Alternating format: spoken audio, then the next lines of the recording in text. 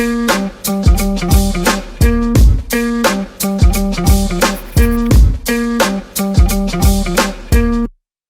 guys, welcome to the Beauty Inspires Beauty podcast. I'm so excited. I have Zoie Rose here with me today of Iron and Rose Salon. We are kind of neighbors in the hood. We both are in San Diego, and her and I met at Anthony Edge open chair night.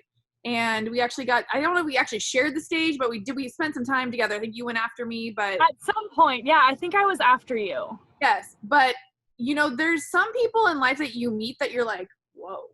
Like when you have a presence, which you do, you're memorable and along with your look, but like, it's not just your look. Your look kind of fits like the personality that's behind those cute little glasses. And like when this girl gets on stage, she just like commands the presence and she does amazing work. So I'm super honored to have you on the podcast today. And this is why I started the podcast, was so I could meet awesome people like you. So that's like my selfish reason for starting a podcast. I love that. Yeah, I didn't really have an excuse before to just like randomly be like, hey, you want to be friends? Yeah, exactly. Now you have a reason. I love that. Yeah. So tell us a little bit about like yourself and what you do. And then, I mean, we have a shit ton we could talk about because there's a lot of fucking shit going on in our world. We are, like I said, both in San Diego. So yeah. So let's talk about some good shit first. Let's talk about who you are, what you do, and all that good stuff first, so people can get to know you. Yeah. First of all, thank you for having me on. I appreciate it. And those, oh my gosh, that's like such a compliment. I still, it's funny, I still see myself as like beauty school Zoie, and I'm just like farting around doing hair. And like whenever I get to be a part of cool events, like, you know, the open chair night at Edge and like anything that I do in the industry, I'm always just like, who invited me? Like, why? I should be the assistant, you know? So thank you. I appreciate you saying that. It's kind of like a imposter syndrome kind of thing, I guess. But I'm Zoie. I've been doing hair about, I think like 8 or 9 years now. I've been in San Diego pretty much the whole entire time. My salon is in Carlsbad. So I live down in San Diego, but my studio is in Carlsbad.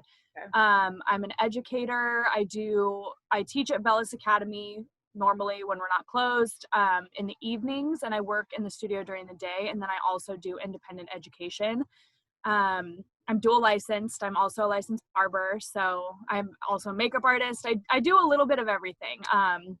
Like I said before, you know, I can't really sit still very well, and I like to kind of have my hands in everything, so I just kind of do a little bit of everything. I love that. I came up in the industry and I had a mentor who was like super hair focused, and like all he talked about was hair all day long. And I remember at one point being like, maybe I'm not a very good hairdresser because like I like to do other things too. I was like, I like to paint and I like to do makeup and I like to work out. And he was always just like, so like, I just thought like that made me not a great hairdresser because I had other interests. So it's cool to hear that you do other things. And you're a teacher, like, so you sleep for what, like 2 hours a night? I mean, Jesus, if you're in the studio all day and you're teaching us. Yeah, I mean, this shutdown has been tough. I love being busy. I'm a Virgo and I like to have purpose. And I think in all of this quarantine and everything, a lot of what we hear is like, people tie too much to their profession and people feel too attached to their jobs, and that's why people are having such a hard time with this. And I kind of disagree with that to a certain extent, because I think there's something to be said when you love what you do so much that like a piece of you feels like it's missing when you can't do it. And I don't think there's anything wrong with that. I know a lot of people, you know, that's a very touchy thing because a lot of people think it's important to have balance. And I think balance is just different for everyone. So for me, I don't like having downtime and I don't get burnt out. I don't get tired. I find myself more grumpy and more burnt out and irritated during this time than I have in, you know, almost 10 years of working multiple jobs, 14-hour days. It's so much fun for me to do that. So I like to just always have things going on. And if I can't be doing hair, but somebody needs a makeup artist, I'd rather be there as a makeup artist than not get to have the opportunity at all. So I think for me, being kind of well-rounded and being able to kind of be a, you know, Jane of all trades it's cool. I love that. that I'll never forget like the umpteenth time that I was doing a photo shoot, doing the hair for a photo shoot. And it was like, how many times I had to hire a makeup artist to come do the makeup for me because I didn't do makeup. Now I've worn makeup, you know what I mean? It was just like, there was that person that told me, I've never done it. I can't start. I'm never going to be as good as she is. But you know, when I was like, I hired the girl who was coming all the time. I said, well, teach me everything you know. And I started stepping in and being able to do the makeup. And I'm a lot like you, like I'm constantly loving to be busy. It gives you a purpose. And I think coming off of what you just said, that's so interesting because I can see both sides. I can see both sides of you having passion and purpose behind being so busy and with school, with teaching, with all the things. I think what I saw a lot of when the shutdown first happened was like people couldn't get past the sadness of that being like taken away from them in order to say, what else am I good at? What's next? That I could offer too. Not even like what's next, this is going away, but like someone just took something away from you. What can you do about it? Like that's where like my masculine side comes in, like the like focus on what you can control. Cry. Girls don't cry, like just fucking make it happen. Yeah. So that's where like the podcast just came from and where I like dove in and explored the coaching business. Like I still love being behind the chair, but I personally was at like a different point in my career. I've been 20 years in, like I don't have the luxury of working. I have a kid now. I have to go home sometimes. So, totally. Right. So it's like, I wanted to like, I'm so glad you said that because yes, balance is so different for so many people. And I feel like people feel judged. Like during this first shutdown, like I said a lot of things about taking action, about stepping into your purpose, like what else, like, and that really like pissed a lot of people off because they were like, can I just be sad? Can I just take this downtime to like, I've never taken a break. Like, I don't want to do anything else. Like, and I had to step back and realize like, yeah, shit, like not everybody operates or is in the same place. Right. And I think, you know, I see that. And I also see that that's where that need for balance and that like those people who like strive for the weekend and the people who are like, oh, I just worked a 10-hour day and they don't have that,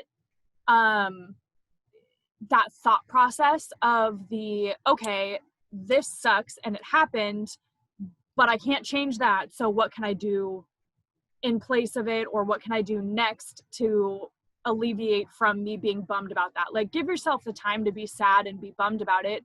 But like, okay, let's go back to the first shutdown. It was going to be 2 weeks. Let's say you're just going to sit around and be sad for 2 weeks. Like, I don't get that. I can't wallow for that long, and I can be upset and be frustrated about things, but then it kind of pushes me to do other things because I'm so mad and I'm so frustrated. I can't sit in it anymore. Same. So for me, I think it, you know, where I could probably use a little bit of that, it's okay to rest and you need to just chill out for a little bit. Those other people could also use a little bit of a kick in the pants because then it turns into 4 months of what, you know, and then you get that, what am I doing? Should I look for another career because this is going on longer than I thought and I haven't, you know, everybody's circumstance is so different, but I think there's a positive to both sides of it. And I think a lot of people just don't self-reflect and see what it is for them that they love about it or what it is. Like for some people, you know, I feel like there's a lot of hairdressers out there that really just do it because it's really good money. Mm-hmm. And they might not even care about the industry. And they might not, which is crazy to me because every hairdresser I know is so passionate about hair and about the industry and the connection between clients. But I forget a lot that there's so many people who it's just their job. Yeah. And so for me, I can't fathom somebody being like, well, guess I got to find another career now because I will do whatever I can to keep my salon doors open so I can continue doing what I love to do. So I think it's interesting to see both sides of it. And, you know, like you said, talking about pushing and getting through this, it pissed people off. And to me, that makes me wonder, like, why? Like, why are you mad that somebody's pushing you to be better? You don't want to be better. You don't want a reason to, like, grow because you're comfortable. And now you have to get outside your comfort zone. Like, what is that? You know, what's that anger directed at? It's so interesting to me. Well, that's the definition. And if you're listening to this podcast and any of this is like triggering or frustrating, or you don't like what we're saying, like, this podcast isn't for everybody. I'm not on here to have a podcast that appeases everybody. I say shit that's going to piss people off. I talk about things that are my point of view. That's why I bring guests on. It's not just me rambling about stuff, because we're all in a different place, and we're not saying that anything's right or wrong, but like, you know, stepping back 5 months after being closed, like, you see the residual effects that it's had on people. And I hear people time and time again, I wish I would have. I wish I would have started this. I wish I would have done that. I wish I would have had something else going on that I could have focused on, like, so many things. So, you know, take everything with a grain of salt. And then also, like, if this isn't you, like, you know, find yourself in our stories, because you probably know somebody like this that you could help, or that you could reach out to, or there's going to be something in here that you're going to have a takeaway, like an aha moment, you know? Right. So tell us what you've done, because you've done a lot during this time. I've been watching you. You're showing up big on social media. You're making sure people know what you're doing for our industry. Like, you've gone to the protests, you're making signs, you're making posts, you're saying the things that need to be said. And you even one step further and did something fun, and you created these awesome little bumper stickers that you guys can grab on her website. You made fun shirts that support your business and your salon, and you've given away a ton of free education. So, like, that's a lot of shit. So you've kept yourself busy, but like, where does that come from? I get that you like don't like to be bored, but like, that comes from a place of like wanting, like, your brand is bigger than just like you. Like, you've created something that's like a little bit bigger than yourself, and so it like forces you to show up. Yeah. I, you know, at the beginning of all this, I was more shocked than anything. And it just I keep saying this, I feel like I'm in a simulation, or like I'm an extra in a movie and everything's happening around me. And like, I'm sure everybody's seen or heard that thing where it's like, be the main character in your own movie, you know? And I think that's so true. I don't like to watch things happen around me. And, you know, when all of this was going on, and we were told with the second shutdown, even, you know, we were told it was going to be 3 weeks, and we didn't hear anything. And the second shutdown was completely unwarranted. And so I was talking with a friend, and I was like, look, I don't know if this is insensitive given light of everything that's going on in the world. Like, obviously, us not being able to work is a very small thing in the grand scheme of everything that's going on. And I wouldn't want to offend anybody, but I offend people every day anyways. So why the fuck not start a protest?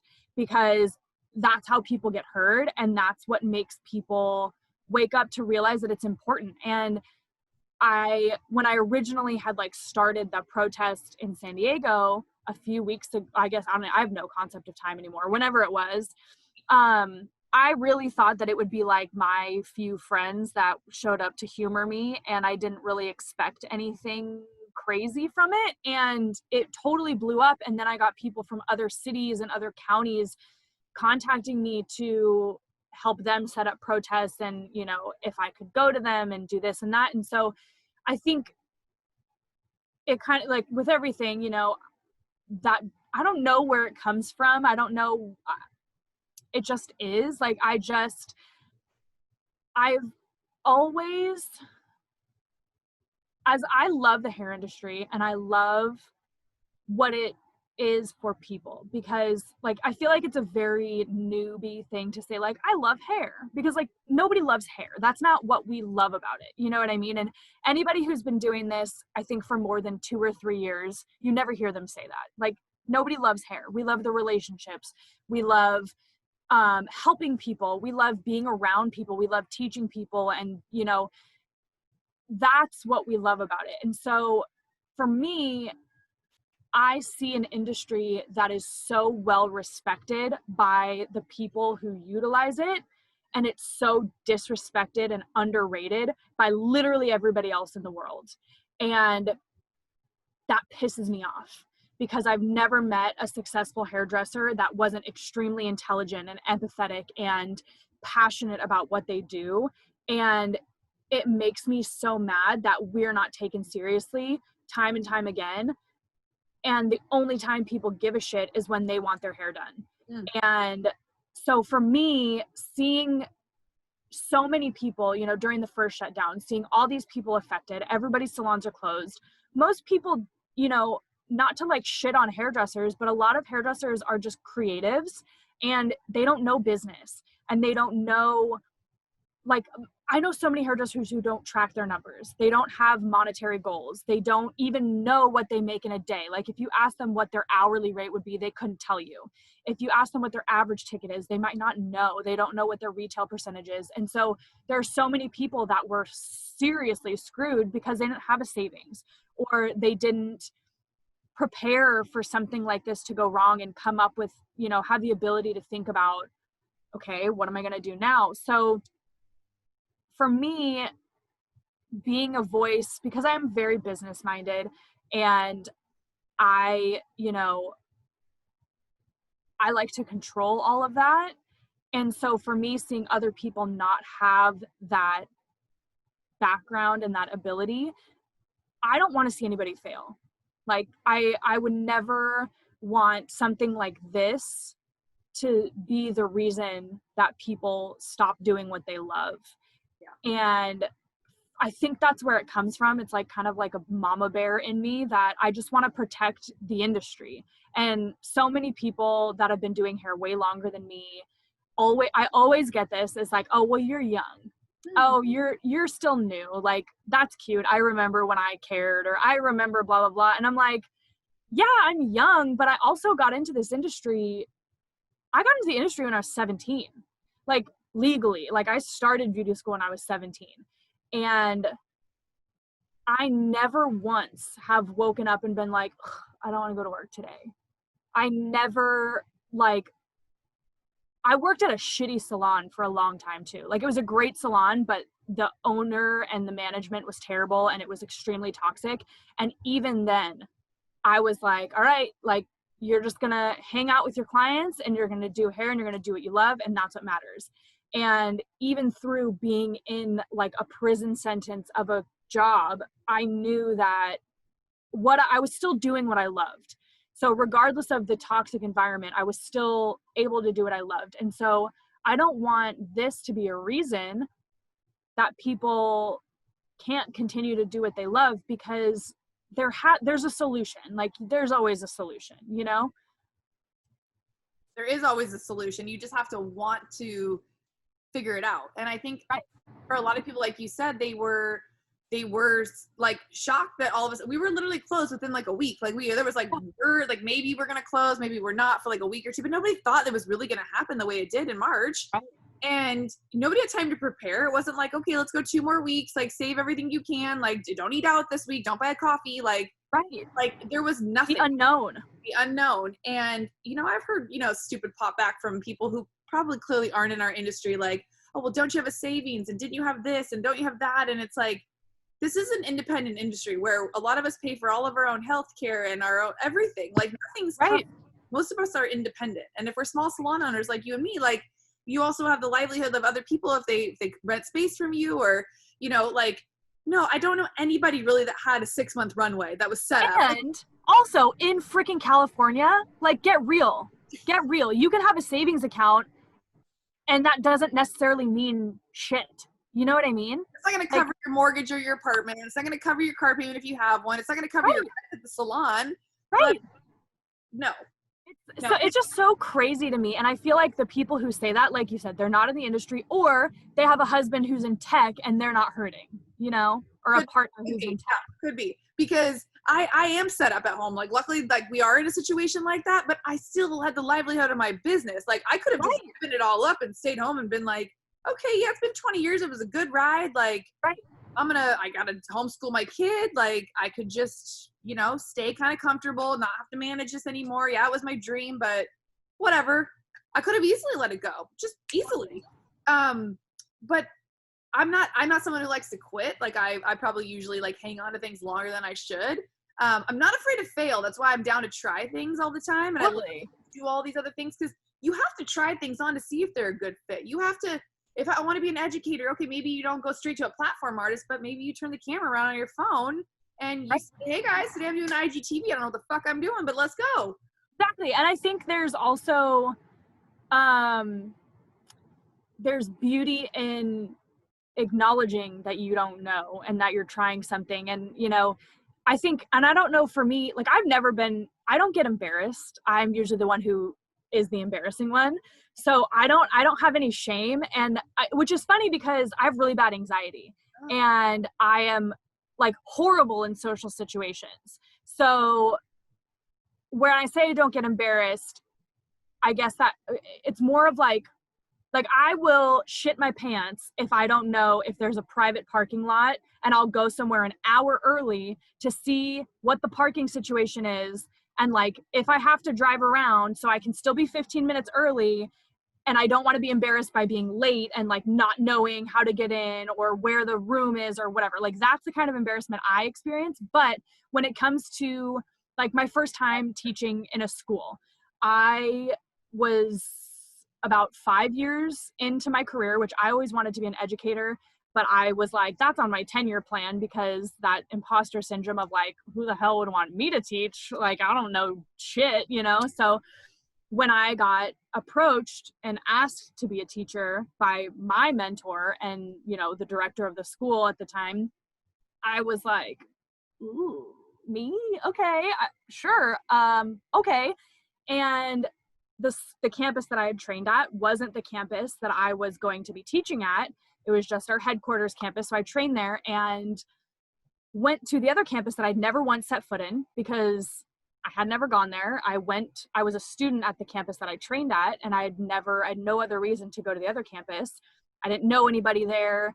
I didn't know anything. And I will never forget like the first night that I was alone, because like the girl who I was replacing was moving or something. I didn't have keys and all the doors lock, like the office and stuff, because there's student information in there. And so I needed to get tests or something like that, and I couldn't get in there. And so I have like a classroom full of students, and they're like, well, what are we gonna do? I'm like, I don't know, we'll figure it out though. And you know, that kind of thing, I've always been like, I don't know, we'll learn it together, we'll figure it out. And so I think being okay with, like you said, not being afraid to fail, and just like admitting when you don't know something, there's such a beauty in that, because then it takes away, I think, the fear and the power over you from being that embarrassed. Like, I think for me, I'm like, I don't want to be embarrassed and look stupid. I think my biggest fear is like looking stupid, which to nobody else I would look stupid, but to me, I would think that I do. And so for me, there's like a freedom in admitting that I don't know something, because then there's no expectation. And so when I'm like, this is the first time I've done this, so it's going to be garbage, and then it turns out okay, it's like, you know, under promise, over deliver in everything in life. Yes. Everything. And not to say you can't toot your own horn, you know what I mean, at some point, but definitely that is the key, especially when you're starting out. Like, yeah, set yourself up to win. Set yourself up to win, and it takes the power away. Like, I see so many people for the first time speaking on stages. I go to a lot of personal development events. I have a couple of friends that run big time events like masterminds, and you got to get up in a bunch of these people and speak, and everyone's staring at you because you're going to give them a one-sentence answer that's going to change their life and business. And they're like, you know, and I see these girls and they're shaking, and you know, they've got something great to share, but they're scared shitless. Like, they don't know the response that they're going to get from speaking their truth or talking about something they know can help somebody. So just by you showing up the way you do on social media, like, I hope it's giving people permission to like try on their own to do things too. Cause I know you got like a select following that, you know, loves your style, loves what you teach. And just like, you know, you and I got a little like, you know, a mouth that we say what we want. And it's not about like being naughty or the bad kid or the person who doesn't have a filter. It's about being able to express yourself. And I feel like authentic. Number one thing I love in this industry is like, one day I could show up one way and the next day I could show up another way. I could look like Zoie tomorrow. I could look like a pretty little princess the next day. Like, you can be and do whatever you want, but if it's not truly in alignment with you, it's not going to be sustainable. So how have you grown your social media following, and, you know, what kind of tips or advice do you have for people when it comes to showing up there consistently to create actual growth, whether it's a following that's going to support you or getting clients from social media? Right. I'm probably going to give like the worst answer you've ever received on this question, because I actually hate social media. And I think a lot of people hate social media. That's why you you got to keep it real. And I really couldn't care less about a following. Um, and I think that's why I have authentic followers, because I've never, same as like admitting when I don't know something. If like, let's say, you see all the people who for a long time, everybody was putting, like if they made a post and it wasn't getting a lot of attention, they put it in their stories and it's like, check out my new post. I'll be the first one to be like, go pay attention to me. Nobody liked this. Instead of like, hey guys, I have something to share for you, because that's not me.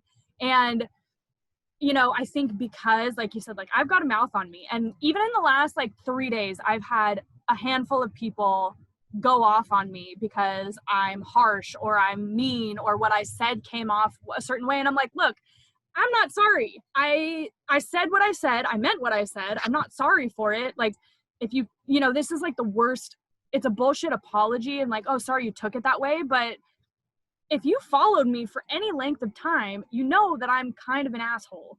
And it's not directed at people, but I will say exactly what I want to say. And if you take it that way, then you might be too sensitive for my verbiage or whatever it is, because I'm never going to change that. And I'm never, I'm never harsh directly towards people in a way that's like, because I don't like them or anything like that, or to be mean intentionally. It's just, that's how I am. And I know that's kind of like a shitty thing to say, is like, well, that's just how I am. I'm aware that I'm not for everyone, and there's that, I couldn't love this I'm more. not everybody's cup of tea, but I'm someone's shot of whiskey kind of vibe, And as much as I don't like to, I don't want to be the person to hurt somebody's feelings or to come across in a mean way, but I also will never jeopardize who I am to make somebody else happy in a way that isn't authentic for me. So I think when it comes to social media, regardless of how much you grow, you just have to be authentic to yourself. And for me personally, that salon that I was at for a long time, I mean, I got into the industry when I think Instagram came out when I was in beauty school. Okay. And nobody used it for marketing. Nobody used it for what it was. And I never had a Facebook. Yeah. I didn't care. Like, I posted my dogs on social media and that was it. And then at that salon that I was at, the owner was very against us using our phones in the salon, which meant we couldn't take pictures of our work that we had done, and we couldn't have our profiles public, regardless of if it was a work profile or not. And we had to have the name of the salon in the Instagram if we wanted to make a separate Instagram. And I'm not down with that. I'm not, like, I feel like that's so culty and I feel like that's so dated. And no offense to anybody who runs their salon like that. I get it. If you want to have unity, I understand that. But we're in an industry where everything needs to be, it's also individual. Like, my clients come to me for me, they follow me for me and how I am. So I didn't have a big following because I would have to like sneak to take pictures and then post them later. Or, it wasn't until a few years after that we were even allowed to, that she got us a ring light and we had a place to take pictures. Like, it took a while for that to be okay. And when I left there, the opportunities that were coming around and, meeting more people. And again, along with being in a place that I was at, I wasn't allowed to take time off work to go to hair events. I wasn't allowed to take a lot of opportunities that I was given. And that really held me back in terms of growth. And so when I left, I feel like my following and my circle of just people kind of grew because I was finally allowed to go to hair events, even if it was on a Saturday. Like, I could choose to take a Saturday off to go to a hair event. I could go, I could block off half my day to go up to LA to go to some event or whatever it was. So meeting people in person and genuinely building and educating and connecting with people was all something that kind of was slow building for me. And I am really big when it comes to social media. I'm big on like trying whatever. So for me, like, I love TikTok everybody makes fun of TikTok because the way they use it might not be for marketing. But to me, it's one more place to get reach. And so, you know, I'm on Pinterest. I have my website. One of my friends made me a Facebook. I never go on it, but I push all my posts to Facebook. Any form of social media, you kind of have to, if you want reach and you want to have a platform, you know, you just have to try it. And I sucked at TikTok at the beginning, and I over edited all my stuff because it had cool features that you could do. And, you know, I did all that stupid stuff. But now, you know, my TikTok is huge and it grew so fast, like huge for me, you know, which it's fun for me because it's so different than Instagram because nobody takes TikTok seriously. So I went on TikTok and I looked up the hashtag, like hashtag how to cut hair, not a single post. Hashtag how to color hair, not a single post. Hashtag haircut. The only videos that were on there were people cutting their own hair or cutting their friend's hair. So I saw an opportunity, and this was months ago. This was, I think it was November, December last year. So for me, I was like, I kind of see Instagram dying. Everybody's pissed off at Instagram. It's not chronological. Nobody's seeing the people they follow. Zuckerberg's running it into the ground for creators. Like, it's so hard for small businesses. And so I'm like, this is going to be the next big thing. And nobody takes it seriously because nobody's using it for business yet. So there was no algorithm at the time.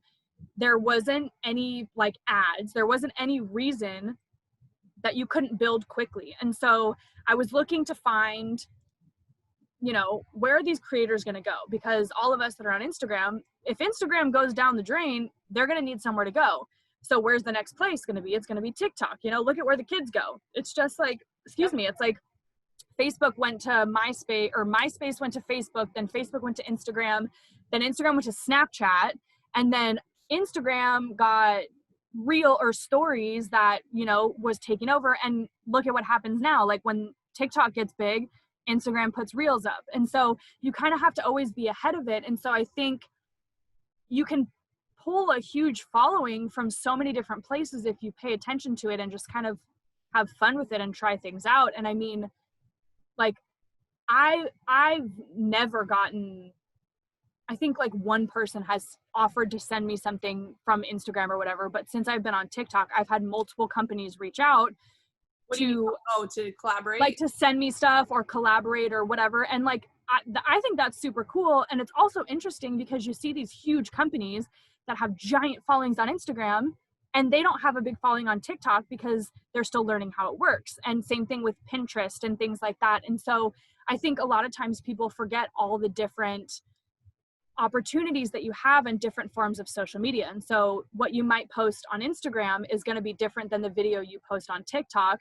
That's going to be different than the post you make on Pinterest. That's going to be different. You know, each platform you have to kind of take the time to figure out what that audience likes and what works.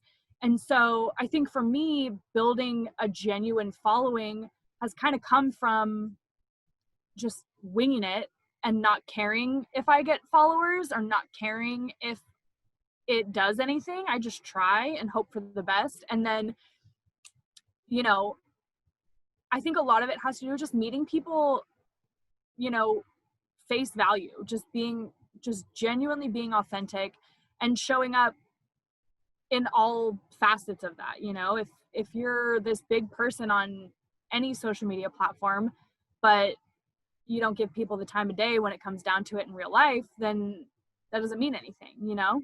I couldn't agree more. I feel like, do a lot of people reach out to you in the DM and like chat you up and ask you questions? Yeah, a lot. Write them back. That's what keeps them engaged, because you're real and you can connect, and make them feel like they are important. And it's like, that's the number one thing I hear about anybody who's grown their following like significantly is like, stay up in your DMs, because that's where like the true magic happens, and then you can connect with people authentically. Yeah, that's huge. So do you have like a rhythm to it? Do you have like a schedule? I feel like you're pretty scheduled out. Do you know what you're going to show up like with being closed again? Do you like Mondays or this, Tuesdays or that, or you just wing it? No, because I mean, like, yes and no. I try to post, depends on the platform too. Like with Pinterest, I have the ability to schedule posts in advance so I don't have to think about it. So, but like lately, my motivation is all over the place. Like most days I wake up and I don't feel like doing shit. And I don't even feel like looking at hair. I don't feel like getting on the internet. It pisses me off. I don't want to do it. I have to force myself. But then at like midnight, I'll be like, I'm going to write a book and I'm going to do this, and I'll fucking do it too. And so it's like, I have absolutely zero schedule of trying to figure it out, because right now I just need to do it when it comes. Like a few weeks ago, I made a post about, I was writing a blog post and I was like, fuck this, I don't care anymore, I don't want to do it. And I like posted something about like, oh, I was going to write a blog, but now I'm not. And like 20 people messaged me and they're like, wait, can you please finish it? Like, I want to see what you said. And I want to hear, like, we want to hear what you have to say. And I was like, all right, well, I guess I'll save this to my drafts. And, I finally finished it like yesterday. And a few people were like, thank you, I'm so happy, I'm going to go read it right now.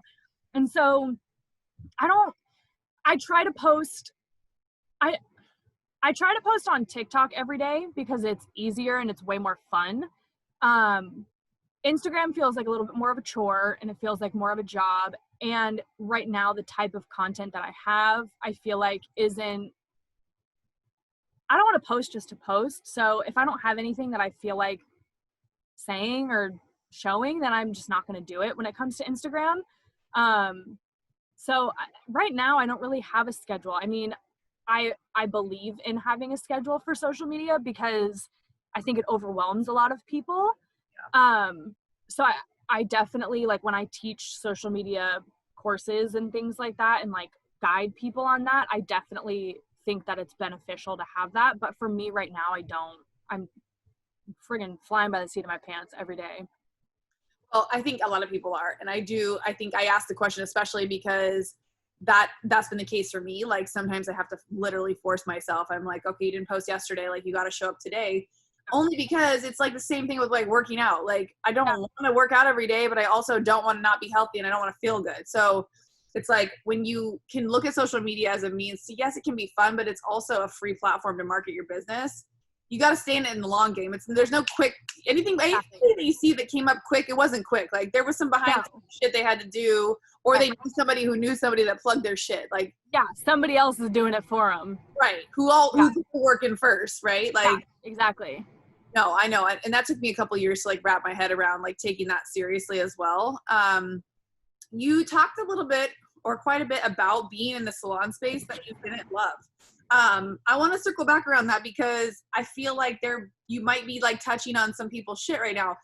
You end up in a salon, you are there, you built your clientele, you might feel stuck, like they have your clients' information, if you leave that they'll try to keep your clients. It's a big thing because you've seen it happen to other people when they've tried to leave. They're controlling your schedule, all the things. What made you stay in a situation for that long? I was naive. I was new. It was the first salon I ever worked at. And I will say, because there's people who follow me who are probably going to watch this or listen to this and they know. It was a great salon and it started out amazing.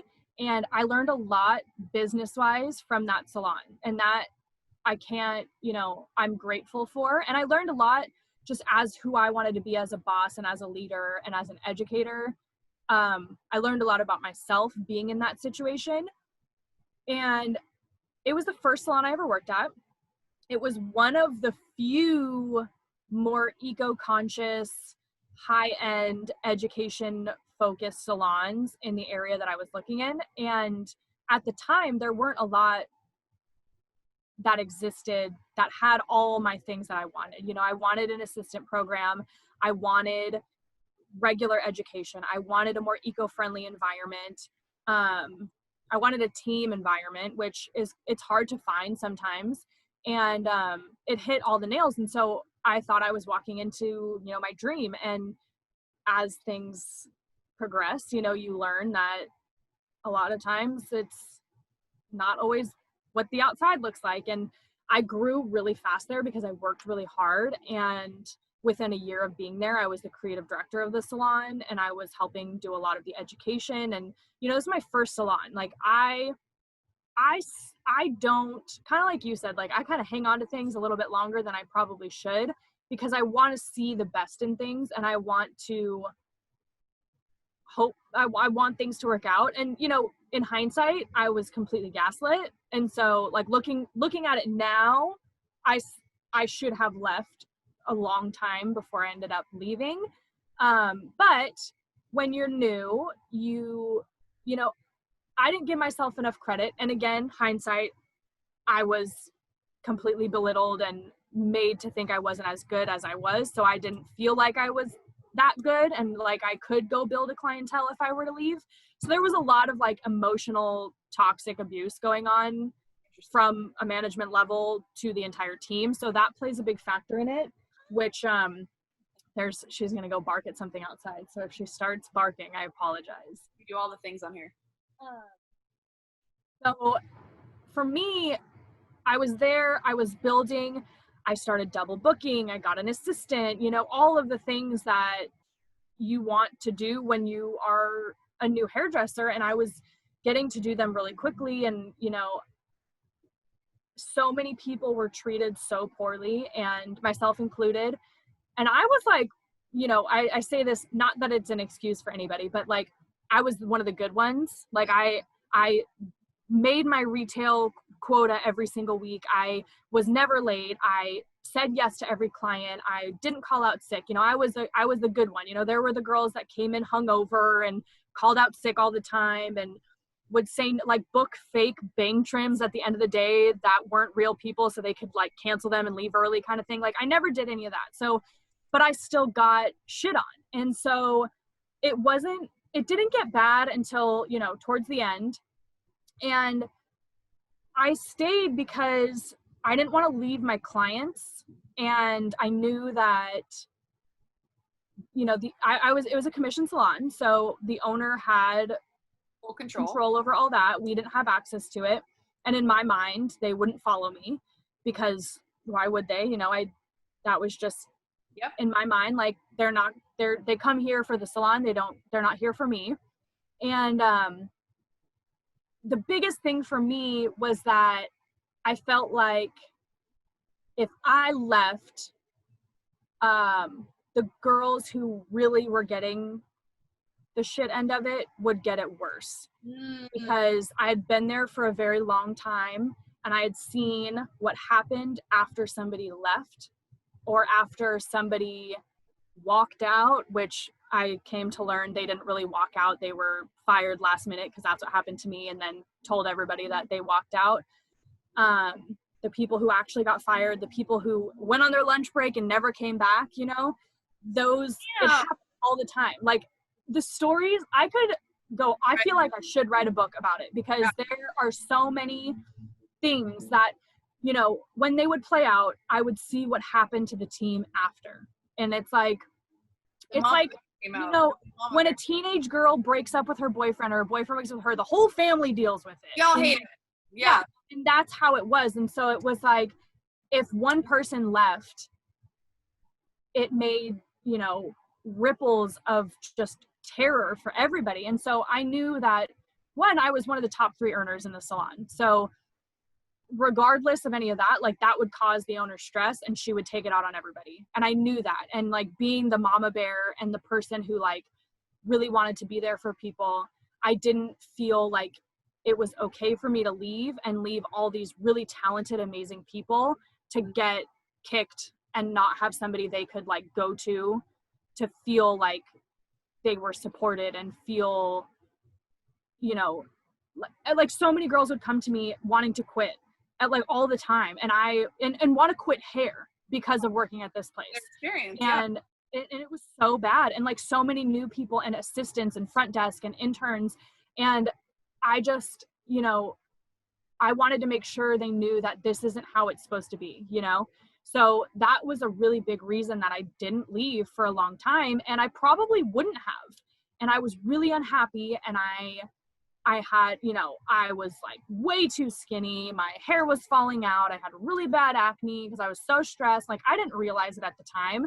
And there were just so many things that, you know, towards the end, I think looking back at it now, she like was trying to, I think, get me to quit. And then I didn't, because of how she talked to me within the last week of my being there.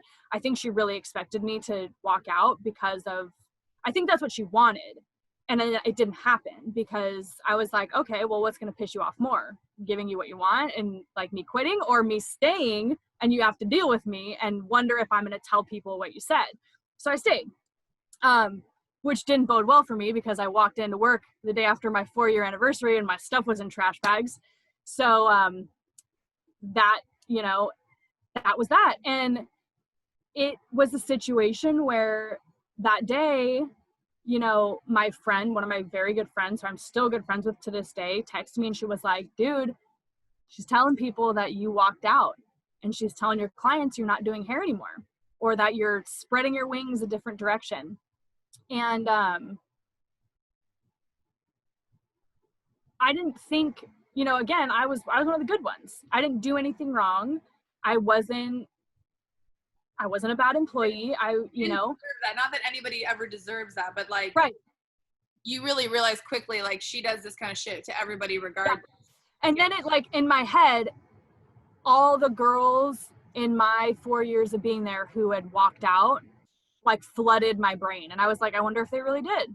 Like, I wonder if, because there were some that I knew did, and then there were some that I was like, I wonder if they really walked out, because it was like before anybody else got there. You know, I was one of the first people at the salon, and she was there, and my stuff was in trash bags, and that was that. And then I was gone before anybody even showed up for work. So I wonder how many other people that happened to. And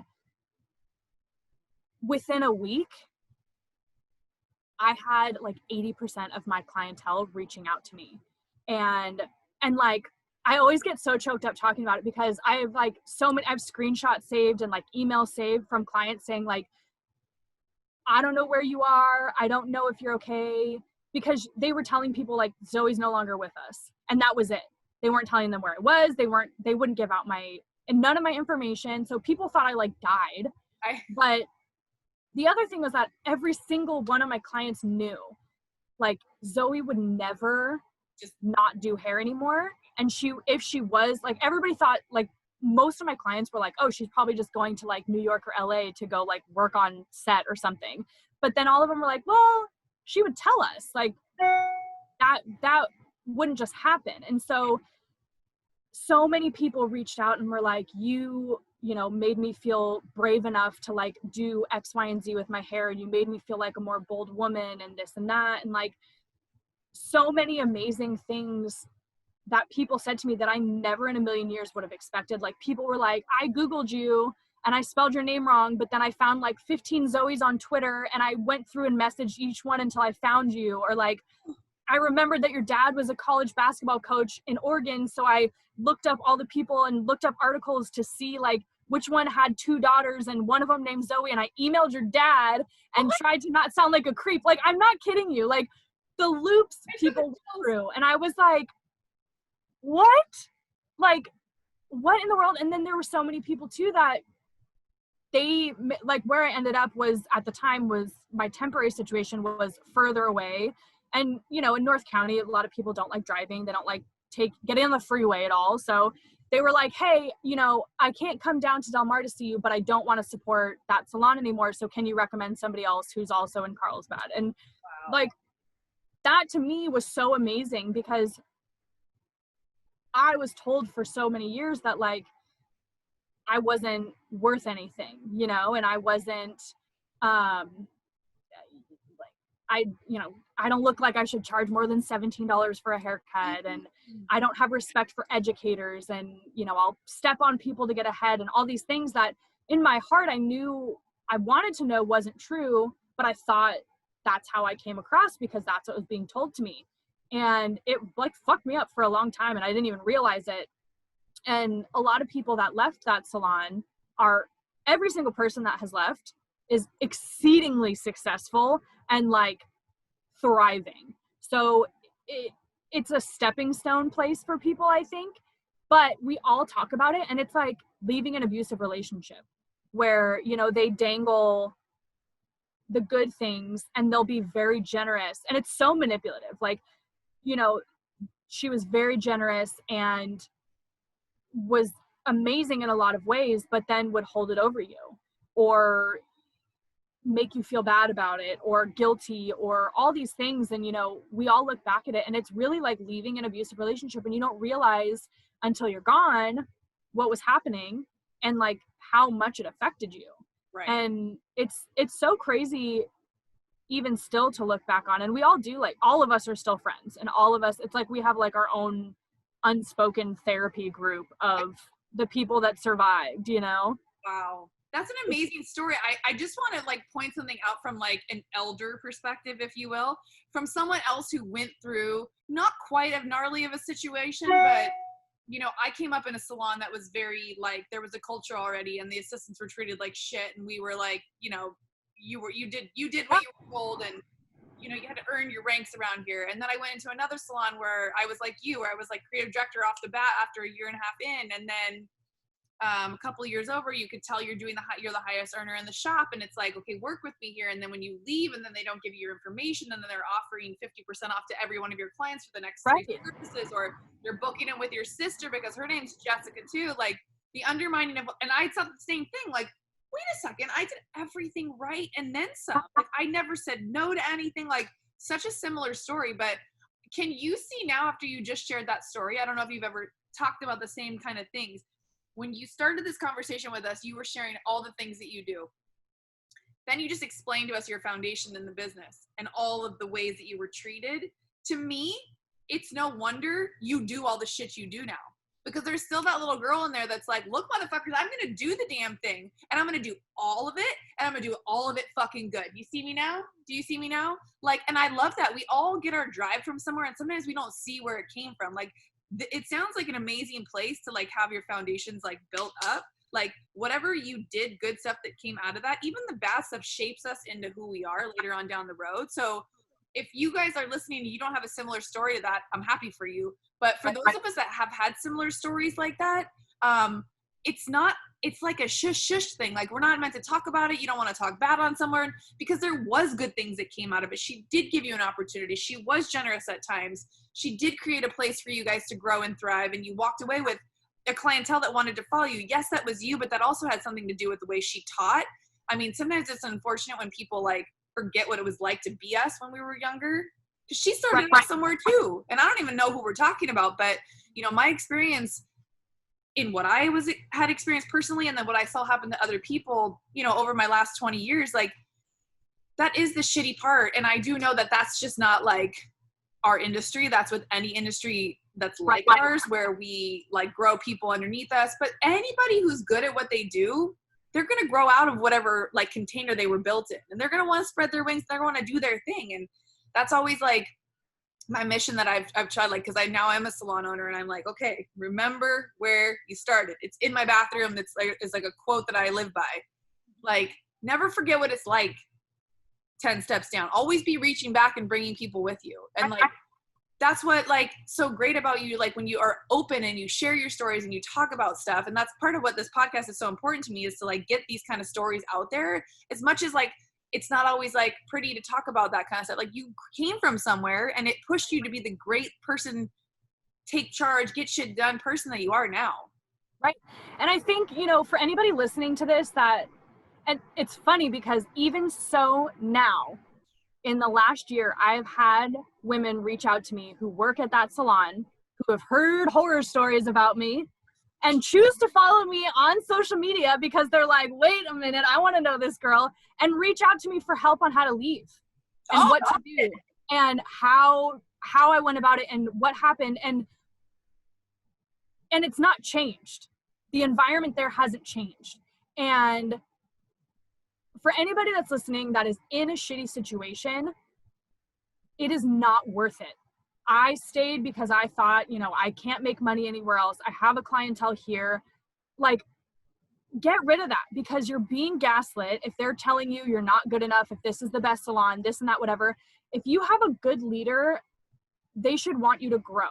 And looking back at it, I believe that the reason things went down how they were was because I was getting a lot of opportunities from outside sources to collaborate, to do events, to do these things. And I think my boss saw me outgrowing the salon. And instead of embracing it and encouraging it and being like, yeah, this is my creative director, like, look at how amazing she's doing. This is going to put our salon, whatever. She saw it as a threat and tore me down instead and bashed me about the things that she was doing to me. And I believed it. And it took me a long time to like get out of that. And I hear so many people have such similar stories, especially when they're assisting, of just being treated so poorly and thinking that that's just the way it is. And that's how, we earn our stripes. And I hate that because it's not. And you can have somebody be very strict and you can have somebody, be hard on you, because I'm all for tough love, like I think a lot of times now everybody's way too sensitive. Everybody's offended by everything. And I don't agree with a lot of, tiptoeing to get the point across because it doesn't help anybody. But there's a boundary when it comes to understanding that somebody is hard on you because they want to see you do well and they know you have it in you. And, I have a student, and I'll totally call her out. She'll probably listen to this. Her name's Allie. And she's since graduated and everything, but I made this girl cry multiple times a week. Like, and she cries about everything. So it's not like me making her cry, but we would get into it often. Like, I wanted to strangle her and she wanted to strangle me, but we always would end it. Like, she'd be crying or yelling at me and she'd be like with a client. And I'm like, I'm not going to like step around because your feelings are hurt. You did something wrong. This is why, and this is what you need to do to correct it, because that's a real human, not a doll head. And this is what you have to do. And so, she'd cry, get mad at me, want to drop out, hate me, whatever. But then at the end, it was always like, all right. You were right. Thanks for your help. Did you see why? And she'd be like, yeah, I still hate you, but like, thanks. Or she would do so well. And, she would never want to admit that I was right or that I pushed her to do something. And so many people, I feel like, need that. But at the end of every single time that we would get into an argument or something would happen, I made sure she knew where it was coming from. And I always explained myself, and I always made sure that she understood that just because I'm not like a hugging, lovey-dovey, I think you're really good, but like, she always understood that I was pushing her because I knew she could do it. And I knew that she wasn't giving herself enough credit. And I made sure that we were good at the end of it. And so there's definitely, I think, a way to go about things with people to where you can push them and give them that tough love and teach them and guide them in the right way, but also make sure they know that it's coming from a good place. And for me, I'm a harsh person, I think, in how I verbalize things. And I, because I was raised in an industry setting that did a lot of damage, I want to always make sure that I'm not like that. And so even though I might be harsh and I might be a very stern, like tough love kind of hair dad, I always, because to me, I would rather that have happened to me when I was in school with my teacher that I trust and I love and I'm going to see every day than by my first employer and then I'm jaded by hair for the rest of my life. And so I think for me, being tough on a lot of my students is because I would rather it come from me than hear in a year that they're not doing hair anymore because they had some asshole boss who was on a power trip and was mean to them and degraded them and belittled them until they didn't want to do hair anymore. Yeah. And so when tough love comes from somebody that you trust and that you know and you know their intent, when you get out of that, you're less likely to make those same mistakes again, but also you can tell when it's coming from a good place. So I think there's kind of like two sides to me being the way I am, in the sense of like, I would rather be mean to you than have somebody who you don't know and don't trust be actually mean to you. You know what I mean? That's just how everyone gets treated when they step. Yeah, no, absolutely. Examples are popping in my head of people I've worked with through my coaching program that no longer do hair because of their experience. Like they worked at the same salon as me, but were assistants to somebody else. And why is it that my assistants are now thriving booth renters just a few years later, still in the game? And these couple have fallen off. They don't even do hair anymore. And I'm like, when we got to talking, because when I started the coaching program, I was like, let me do a little R&D and see like what makes someone go this way and what makes someone go that way. Was it that you discovered you didn't love hair anymore? Because these were a couple of people who were really talented. And so it was surprising to me that they didn't pursue it. And they both moved into jobs that weren't the level that they should have been in. Like they were just beat down so much that they didn't have it in them anymore to fight. They just wanted to go get a regular job and just be average and, on the radar. Right. Because they couldn't deal with that anymore. And, my heart goes out to them, and they still, both of them don't do hair. One is now a teacher at the school. She teaches makeup and she's found her place and she loves it. But that experience just like set the tone, that taste in their mouth of like, fuck, this isn't for me. And this isn't for everybody. This industry is tough. Like if you want to make it, like you got to have some grit. You got to be saying, like you said, yes to everything in the beginning. You got to be able to take your licks in the beginning too. Like if you walk into a big name salon and you're surrounded by a lot of, high end people, or, top earners who have put the licks in, like you said, it's not that you need to be treated. There should be a system to how they onboard new people. That was always an issue I had, was we would turn around and there'd just be new people. And we didn't know who they were or what they were doing. I got to a point after a few years, I was like, I don't even tell me your name until you're here for like 6 weeks. Right. I mean, there's people that come back that I used to work with at my old place, and they were like, yeah, I assisted when you were there. And I'm like, I don't remember you. Like, but it's crazy. And just like you said too, it just, every time I think about my working interview at my salon, and this is like the kind of manipulative bullshit that just like pisses me off. And I know that this isn't the only salon that does it, but like, okay, so my first freaking time in the salon, right? Like, I don't know how they do things.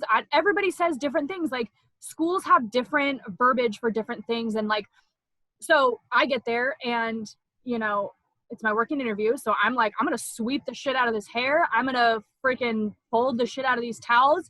And the owner's like, all right, you can fold the foils. And I was like, okay.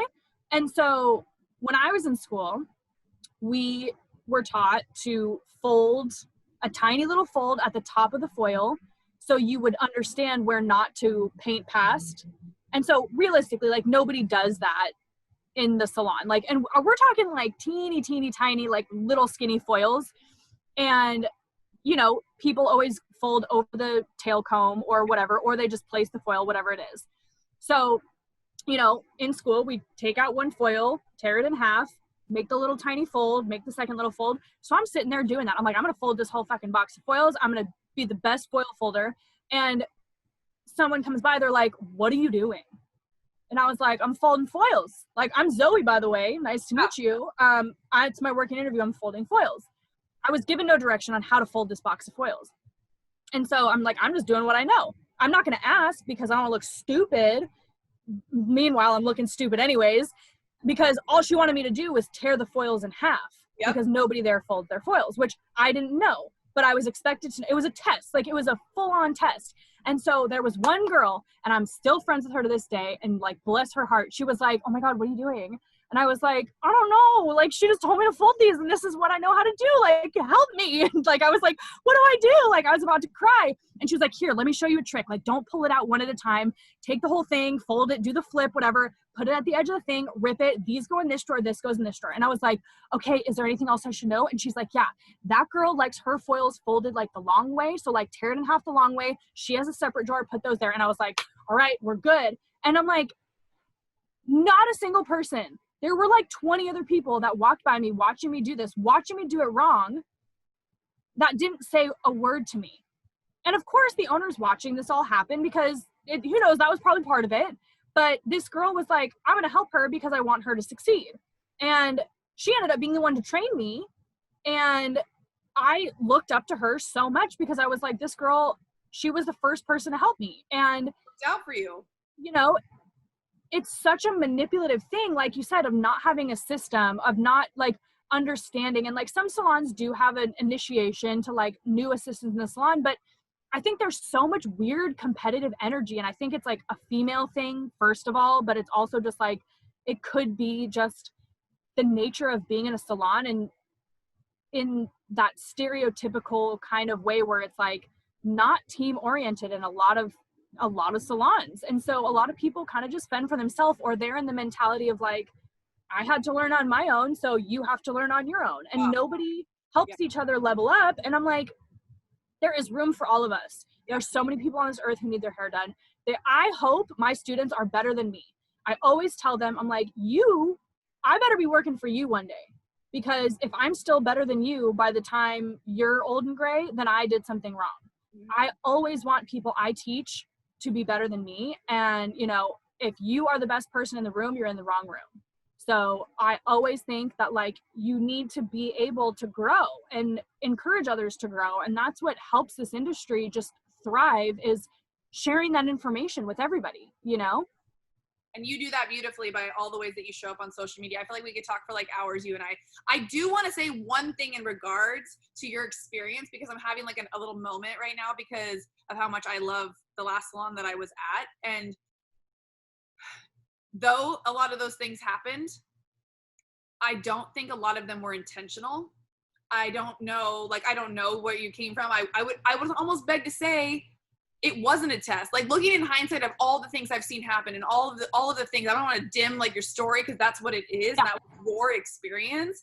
And that has probably been a lot of people's experience that come through big salons. You're just overlooked. And if there is not an onboarding system in place and there isn't someone assigned to that person to make sure that they feel confident, they feel comfortable, they know what the fuck's going on, they end up feeling like you do. And it only takes 1, 2, 3, 5 more touch points of experiences like that for you to hate fucking doing hair, thought you were in the wrong industry, I just wasted all this money in school. It could leave such a bad taste in your mouth. So for any salon owners, we're not saying anybody does this, but if this is something that's been an issue in your space, like that's what you need to like step in and recognize. You stepped up to the plate to lead and own a salon.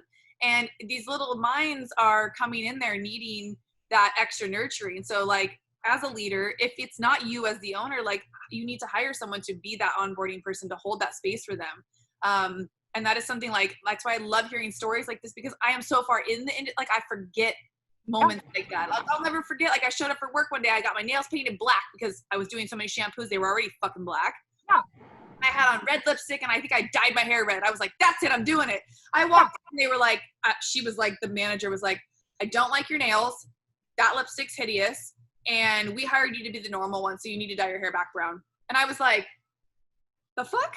Like, I thought I gotta be whoever I want. Everyone else here looks like a fucking freak. Like, I was just trying to fit in, actually. Yeah. So, like, the experiences you can have from somebody saying one thing, like, the power of words is crazy. So, again, like, Zoie and I are not for everybody. If this hit, you're not still listening, we don't, no harm, no foul. But I think a lot of us can find ourselves in these stories and remember just at the end of the day to have compassion and have some empathy and remember where you started and what it's like to treat people with, you know, that respect, even if you don't know them. Like, you never know someone's story. You never know where they came from. They never know what it took for them to get there, you know? So thank you for showing up in such a big way that you do. We got to do a part 2 of this, because I feel like we could keep talking about all things. We didn't even get I know it's so crazy. And once you get to talking and then it's like, oh my gosh, it's been an hour already. Like, yeah, we definitely got to do part 2. I would love to do that. Thank you so much for your time. And where can people find you if they want to follow you on social media? My handle on pretty much everything is Zoie Rose, and my name is Zoie. Pretty much everything, it's Zoie Rose. I'm on Instagram, TikTok, Pinterest, YouTube. If you go on my website or my bio on my Instagram, it's pretty much all there. Wherever I am, it's there. So what we call that in the marketing business world is being omnipresent. Like, if you Google this name, you're going to get 10 different ways that you can talk to Zoie, be a part of Zoie's life, share what she's doing, get to know her.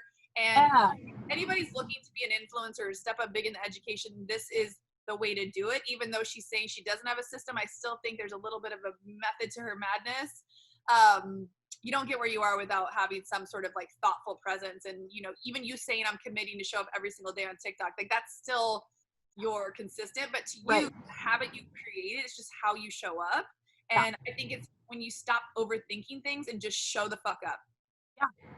Totally. Because it's my job. You know, at the end of the day, it's my job. Whether, like, yes, my job is to do hair, but I'm also a business owner. I am my own brand. Nobody else is going to do that for me. So it's my job to show up regardless, whether it's behind a screen or in person. So it's just part of it. I love it. Do you have any last words for our peeps? You know, this is mainly for beauty professionals, but hairstylists are kind of my jam. So I mean, any California hairdressers, at the time we're filming this right now, we are still not working. So I just want you guys to hang in there and keep fighting for us to be able to work again. I know that it feels really hopeless right now, but we are an industry that can bounce back, and we will, and it will be better hopefully soon. So any California hairdressers, just hang in there, and thank you for having me. I had so much fun doing this.